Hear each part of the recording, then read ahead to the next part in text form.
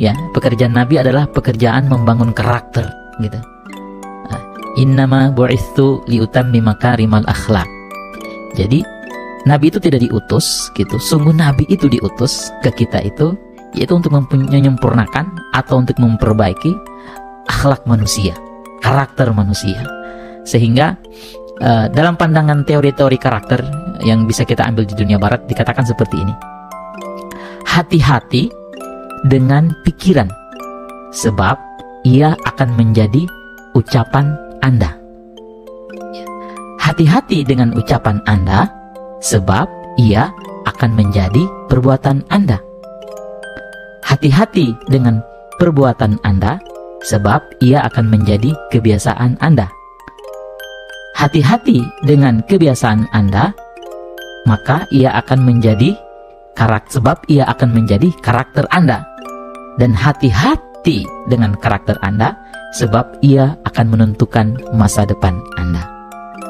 Ini adalah sebuah teori paradigmatik tentang karakter, begitu. Jadi karakter itu dari mana munculnya, dari mana lahirnya? Ya dari sini, yang pertama itu dari pikiran seseorang, ya.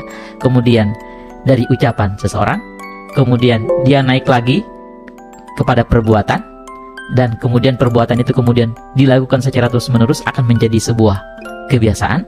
Kebiasaan kemudian dilakukan secara terus-menerus, maka akan menjadi yang namanya karakter, gitu. Nah, kemudian karakter inilah yang akan menentukan masa depan kita.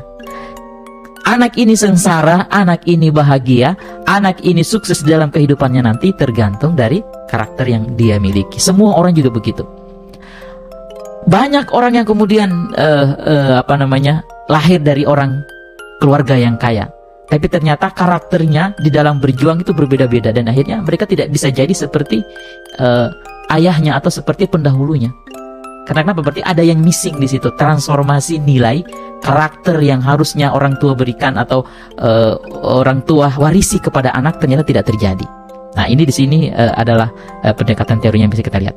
Nah, hati-hati dengan pikiran kita, gitu. Berarti ini menandakan bahwa ternyata untuk membentukkan karakter anak itu berarti awalnya dari pikiran. Nah, dari mana pikiran anak bisa terbentuk? Ya, dari elemen 6 atau model kebiasaan yang mau kita bahas di hari-hari ke depan. Ya, dari kebiasaan ayahnya, dari keteladanan anaknya, dari komunikasi anaknya, dari cara berinteraksi dan sosial ayahnya kepada anaknya, kemudian cara berpikir anak akan terbentuk, gitu. Kemudian nanti kalau sudah jadi seperti itu, maka nanti dari pikiran kemudian menjadi ucapan. Nah, banyak yang kita lihat ya, anak-anak anak-anak itu dia pasti akan mengikuti apa yang dikatakan orang-orang di sekitarnya, gitu. Katakanlah kalau kita lihat anak-anak sekarang ini, anak-anak pada umumnya di daerah-daerah yang istilahnya pergaulannya dan bahasa komunikasinya itu kasar, itu dari orang-orang sekitarnya. Mereka secara refleks tanpa adanya penyaringan dulu ini nilainya benar atau tidak, akhirnya dia refleks gitu terungkap atau terucap gitu. Nah, inilah yang kemudian mau kita rekayasa, mau kita manage, mau kita programkan bagaimana menghadirkan pikiran yang bagus kepada anak. Bagaimana itu ketika pikiran yang bagus itu sudah ada di anak, maka akan menjadi sebuah ucapan anak, perbuatan anak, kebiasaan anak, kemudian menjadi karakter anak, sehingga karakter itu kemudian menjadi modal dia untuk menggapai yang namanya masa depan. Nah, itu pentingnya bagaimana pembangunan karakter.